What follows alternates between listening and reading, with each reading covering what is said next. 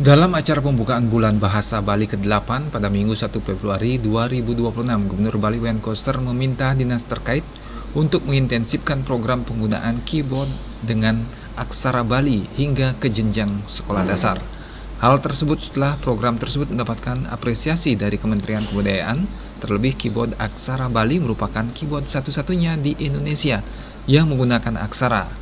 Menanggapi hal tersebut, Kepala Dinas Pendidikan Kepemudaan dan Olahraga Provinsi Bali, Ide Bagus Gede Wesnawo Punio mengatakan, optimalisasi penggunaan keyboard Aksara Bali tidak hanya diintensifkan di level kewenangan provinsi, yaitu jenjang SMA, SMK, namun juga akan diintensifkan hingga jenjang SD-SMP sesuai arahan Gubernur Bali.